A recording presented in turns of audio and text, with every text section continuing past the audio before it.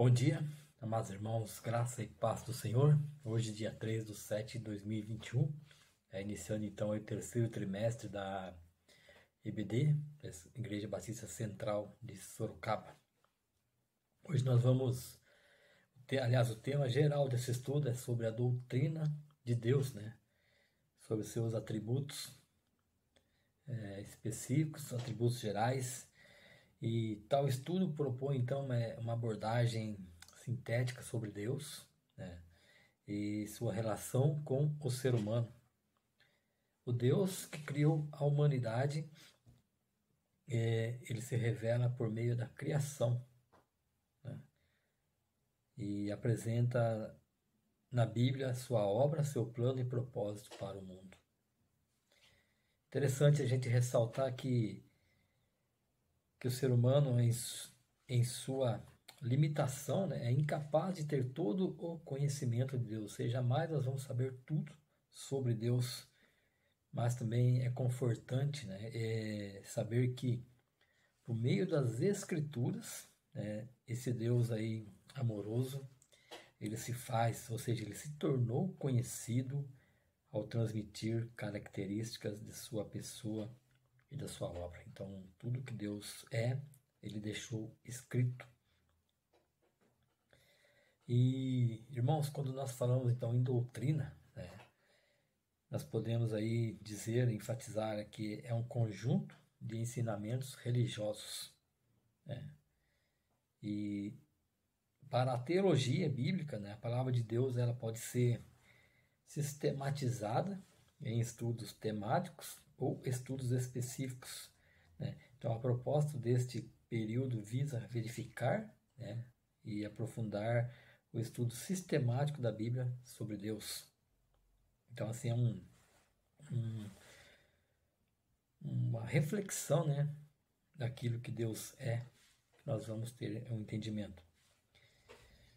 E o objetivo desse estudo é proporcionar aprendizado, né, iluminado pela ação do Espírito Santo, porque só Ele pode nos ajudar a compreender a palavra de Deus.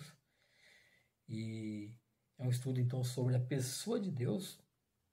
E dessa forma, irmãos, o objetivo também é gerar um aprofundamento consistente na relação de comunhão com Ele, né? Ou seja, nós precisamos nos aprofundar em uma busca do conhecimento de Deus e o que Deus é, né?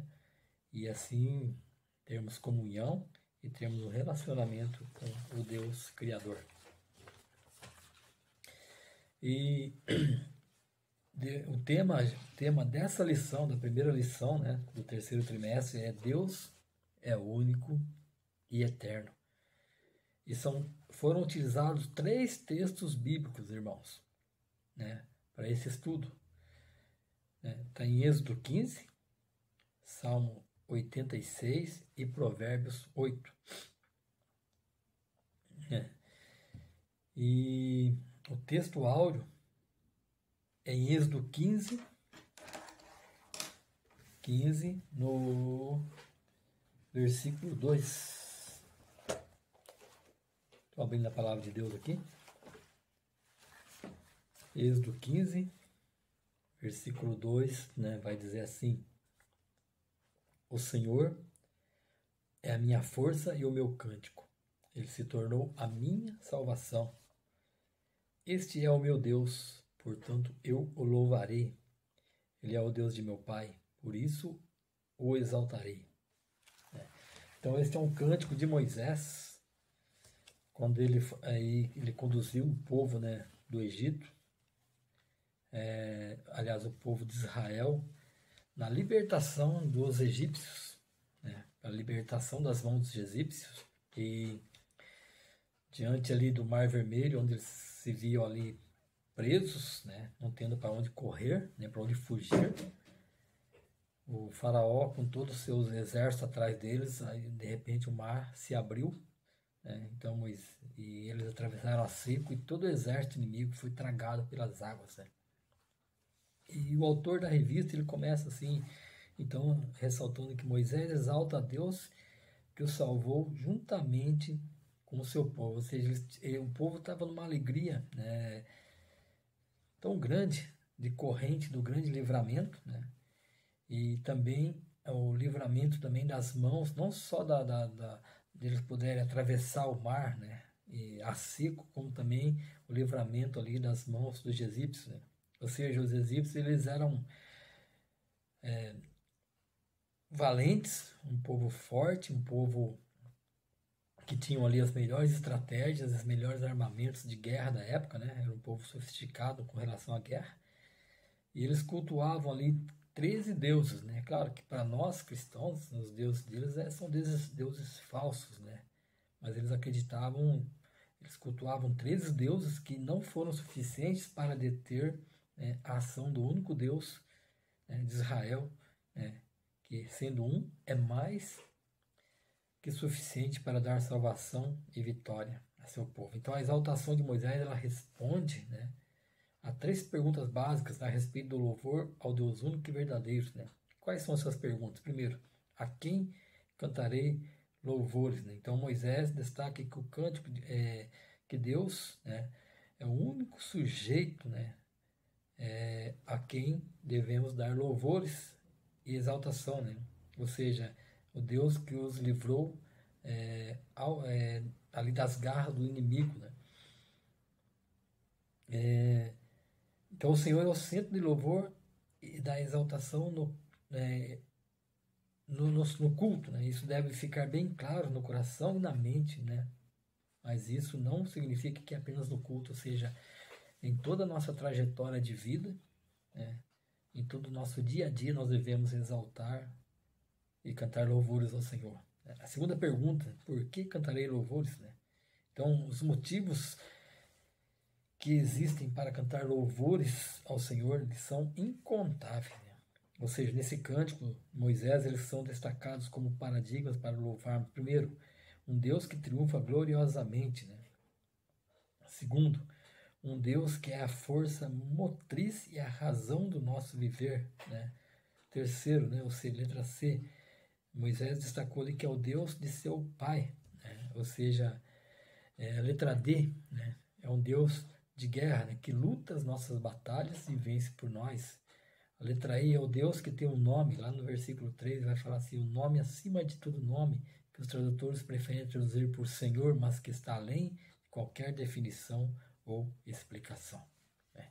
E a terceira pergunta, irmãos, é como cantarei louvores? Né? O cântico, então, de Moisés nos ensina sobre as descrições das ações do Senhor na vida do seu povo, né? O que ele tem feito pelos seus, os detalhes como triunfou sobre os inimigos que aparentemente eram invencíveis, né? Então ali a gente tem que pensar assim que os egípcios ele tinham toda a força de elite e toda a tecnologia, né, de um exército da época, né? E eram muito poderosos, né? Mas mesmo assim eles desceram ali as profundezas como pedra, ou seja, eles foram ali engolidos, tragados pelas águas do mar, né? Tá lá em Êxodo 15, no versículo 5, né? E muitas vezes, irmãos, nós somos generalistas, ou seja, queremos generalizar, né, a nossa gratidão. Mas é importante declarar especificamente os grandes feitos do Senhor e suas maravilhas, né? Salmo 105, no versículo 5, vai traduzir melhor isso. Então, 3 perguntas. A quem cantarei louvores? Né? Por que cantarei louvores? E como cantarei louvores a Deus? Está lá no capítulo, no Êxodo 15, de Êxodo 15, de 1 a 6, né? Então, essas 3 perguntas, basicamente, já foram deixadas ali para a gente refletir nisso, né? E depois, no capítulo, ali no Êxodo 15, né, versículos 7 a 11, vai dar entendimento sobre a singularidade de Deus, né? Ou seja, Deus é singular. Apenas um Deus como o nosso tem atributos que o fazem singular em poder e santidade, né, e glória. Sua presença abate todo e qualquer poderoso como se fosse palha. Lá no versículo 7, Moisés declarou, né? Ou seja, o sopro de sua narina separa as muitas águas do mar. Então imagine a grandeza e o poder desse Deus, né? Deus abate o inimigo mais forte e cheio de recursos, né? Ávidos para destruí-los. E lá no verso 9, o Deus singular age de maneira singular para livrar seu povo amado. Então Deus é singular, Deus é supremo, né? No versículo Êxodo 15, de 12 a 19, vai falar da supremacia de Deus.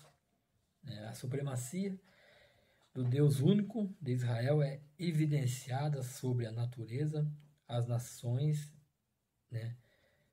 Os reis e poderosos exércitos a favor de seu povo, que por amor de Deus, né? Primeiro, ele guiou o seu povo.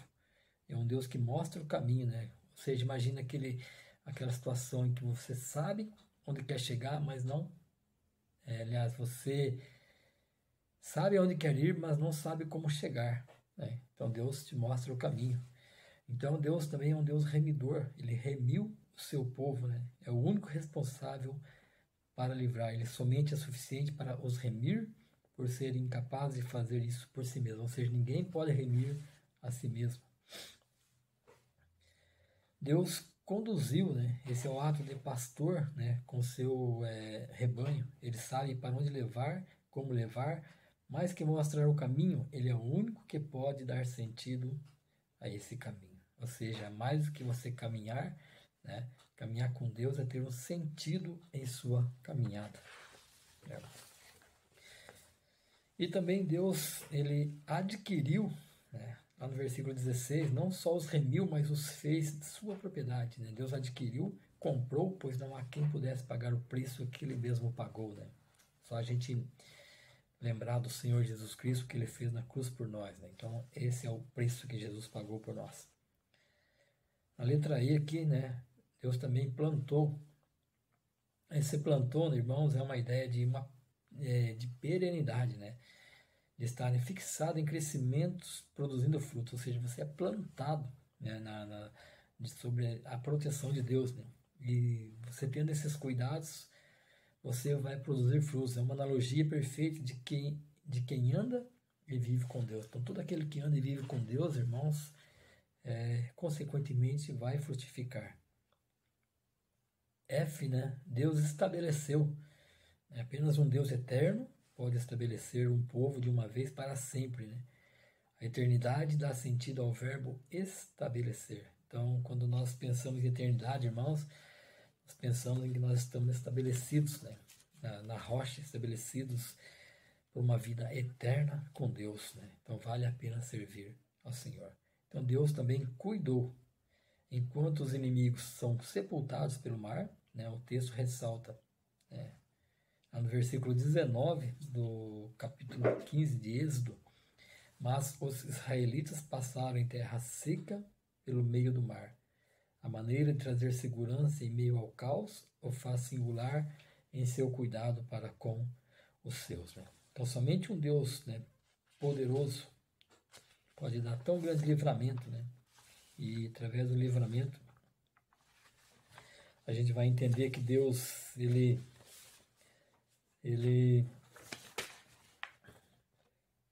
guiou, remiu, ele conduziu, ele adquiriu, ele plantou, estabeleceu e cuidou do seu povo, né? E assim, irmãos, é também nos dias de hoje, em nossos tempos, irmãos. Deus, todos esses atributos de Deus, são passados para nós hoje.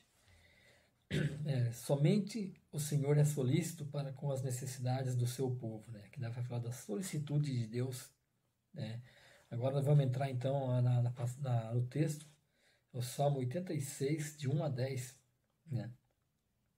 E as adversidades são situações de todo mortal. Somente o Deus eterno não enfrenta nenhum tipo de contratempo, né? Então, ou seja, não há nada impossível para Deus, não há nada que possa derrotar ou vencer ou dominar o Senhor. Por quê? Deus age indistintamente, né? Ele se inclina e ouve, né, os povos e necessitados, aqueles que do ponto de vista são da sociedade os mais desprezados, né? Sem valor algum, são alvos da ação de Deus, né? Então Deus, como diz a palavra, Deus, ele rejeita o soberbo, né? Mas acolhe aquele que se humilha, né, diante dele.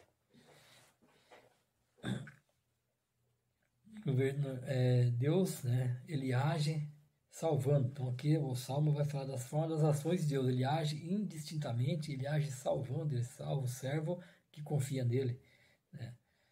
Somos um Deus singular. Somente um Deus singular salva os que não merecem salvação. Ou seja, ninguém merece salvação, né, irmãos? Porque a Bíblia fala, né, todos pecaram, em Romanos 3:23, mas destituídos estão da glória de Deus, né? Então a salvação ela é pela graça de Deus.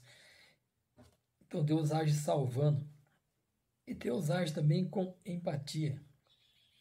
E aí ele se compadece dos que clamam continuamente, irmãos. Por isso nossas orações elas devem ser constantes e contínuas. A sua singularidade o faz agir com compaixão.